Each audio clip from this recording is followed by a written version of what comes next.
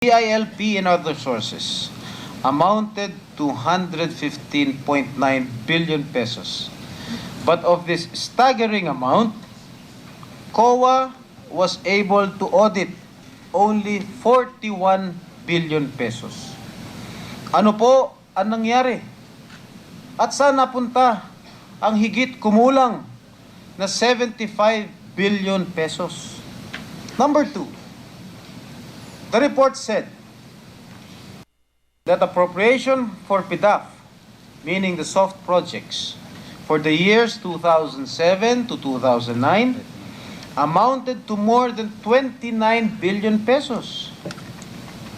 And out of this 29 billion, COA was able to audit only 8 billion pesos. Nasaan napunta ang 21 billion pesos? Na-release ba ito? Kanino napunta? At bakit hindi po na-audit? Number 3, the COA report also said that it was not able to establish the total releases for each legislator. Inulit ko The COA report also said that it was not able to establish the total releases for each legislator. Kulang na kulang. Kaya ba 2 million pesos lang ang na-audit kay Congresswoman Henedina Abad, ang asawa ni Secretary Butch Abad ng Department of Budget and Management. 178 million pesos audit kay Congressman Neil Tupas. 197 million pesos lang ang na-audit kay Congressman Isidro Ungab. 351 million pesos lang ang na-audit kay Senator Alan Peter Cayetano. 5 million pesos lang ang na-audit sa PDAF ni dating Senador Mar Rojas. 3 million pesos lang ang na-audit kay Senator Antonio Trillanes.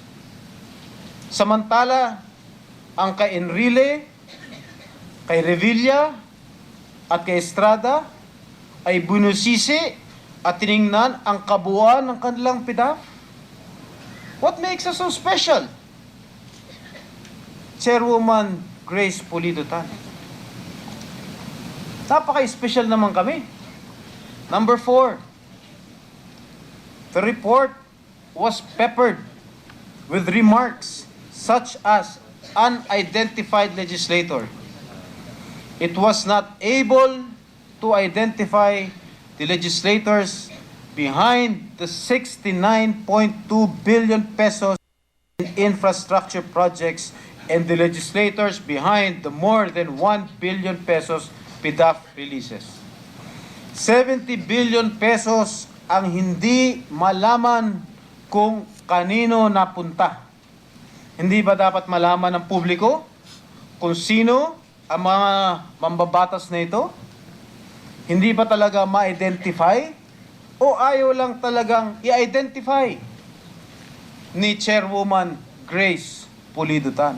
O sadyang ayaw ibigay ni Secretary Abad ng DBM ang listahan sa COA? Number 5, the report also said that it is a government-wide performance audit. Yet, it covered only 3 national government implementing agencies, namely Agriculture, DPWH, and DSWD. 5 provinces, namely Tarlac, Bataan, Nueva Ecija, Compostela Valley, and Davao Oriental. And 9 units. Paano nila nasabi na government-wide ito? Obviously and pointedly selective ang biased ang audit na ito. Hindi po ba? Again, I say, selective justice is injustice.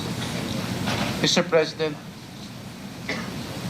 our people should know that curiously, even the report of Chairwoman Grace Pulido Tan during the first hearing of the Blue Ribbon Committee on the PDAF scam was deliberately selective and again blatantly incomplete, just like her special audit report. Bakit ko po nasabi ito? Una, the special audit report covered 82 NGOs, 82 NGOs, to which PDAF was transferred by the implementing agencies. But what was conveniently presented by Chairwoman Grace Pulido Tan during the hearing ay 8 lamang. She even classified these 8 NGOs as Napoles NGOs. Wala naman po akong nabasa sa special audit report na ganitong klasifikasyon ng NGOs. Paano? At saan kaya niya nakalap ang ganitong impormasyon? May first-hand information kaya si Chairman Pulido Tan sa mga NGOs ni Ginang Napoles? Pangalawa, the special audit report also covered PDAF releases to 371 legislators. Yet, during the hearing again, Chairwoman Pulido Tan conveniently mentioned and repeatedly named only 4 legislators. Again, Enrile, Revilla, Estrada, and Donasan. At ang nakakamangha dito, noong ipinababanggit na sa kanya ang pangalan ng mga mambabatas, tinanong ni Senador Nancy Binay kay Chairwoman Grace Pulido Tan, sino pa ang mga mambabatas na itinutukoy mo sa iyong committee report? Ano ang ginawa ni Chairwoman Grace Pulido Tan? She suddenly excused herself. Biglang nahilo si Chairwoman Grace Pulido Tan at umalis ng Senado. We therefore ask, why, Mr. President? Why the propensity for selective reporting? Why are certain pieces of information readily released while others are conveniently kept? Mga kababayan, ito po ang kopya. Andiyan po ang kopya ng COA Special Audit Report. More than 450 pages all in all. And nowhere in all these pages can you find a single peso of disallowance or even a suspension. Ito po dapat ang nagpahug kay Chairwoman Grace Pulido Tan. Di ba nga? At sinabi ni Chairwoman Pulido Tan, nakahindik-hindik ang nakita niya sa report. Excessive releases, anomalous transactions such as bogus NGOs, non-existent beneficiaries, overpriced inputs. Bakit wala pong disallowance galing sa COA?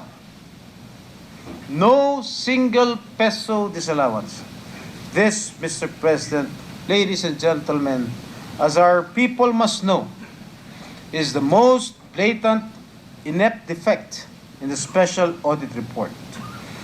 Given that under the Constitution, the COA has the exclusive power to disallow expenses, and given the plethora of cases decided by the Supreme Court upholding the disallowance made by COA, bakit walang ni piso na disallowance dito sa audit ng PDAF?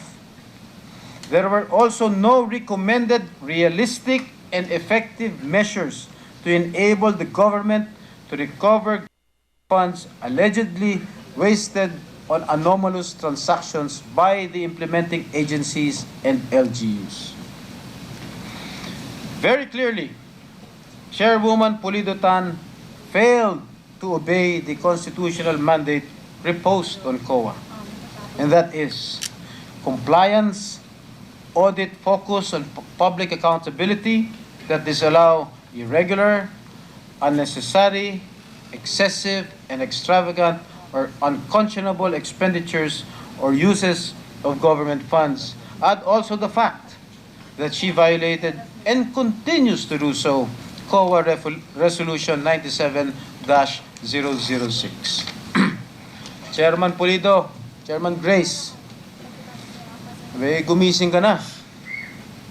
Mukha yatang lagi kayo na-jet lag sa kababiyahe nyo sa ibang bansa. Lagi ho siyang wala rito sa ating bansa, Ginoong Pangulo. Noong 2010, 5 beses siya umalis ng ating bansa. Noong 2011, 9 na beses. At noong lamang, 2012, 10 beses. Halos buwan-buwan ay umaalis siya. At ito lang taon nito, hindi pa natatapos ang taon. 9 na beses na siya umalis ng ating bansa. Hindi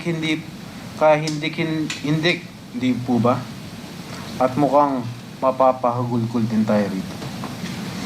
Kaya po siguro, mukhang hindi nyo natututukan at nababantayan ng husto ang paggawa ng Special Audit Report kasi panay ang biyahe ninyo. Hindi po ba kaya hindi rin kayo nakadalo ng ilang pagdinig ng Blue Ribbon Committee ay dahil sinabi nyong hindi polite pag hindi kayo ang personal na magpunta sa New York? Balita ko po, pwede naman pala hindi kayo magpunta doon for our candidature sa UN Board of Audit. Kasi kayang-kaya naman gawin ng mga tiga-DFA at ng ating Philippine Mission sa New York ang pagkampanya na sa Nobyembre pa naman ang botohan. Chairwoman Grace, gawin niyo po muna ang maayos ang inyong trabaho at hanapin ang 69.2 billion pesos unaudited releases noong taong 2007, 2008, and 2009. At tapusin niyo na rin po muna ang pag-audit ng mga pondong inilaan noong 2010, 11 at 12. Huwag muna ko yung bumiyahe sa ibang bansa. Ito muna ang inyong atupagin. At ang isa pang hirit, patungkol sa COA, Mr. President. Since when did COA ever start to have its audit findings validated by a broadsheet? Kahindik-hindik kasi ang statement ni Chairwoman Grace Pulido Tan ng kanyang sabihin sa isang pahayagan. Inquirer validates our findings. It's providential.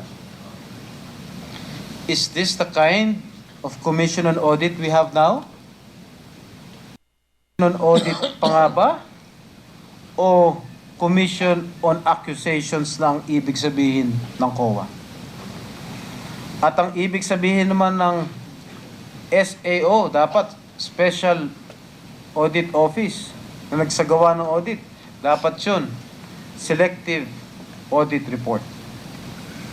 Now, Mr. President, at the very heart of this issue is the allegation that Ms. Janet Napoles and her bogus NGOs cornered a huge chunk of the legislators' PDAF allocations.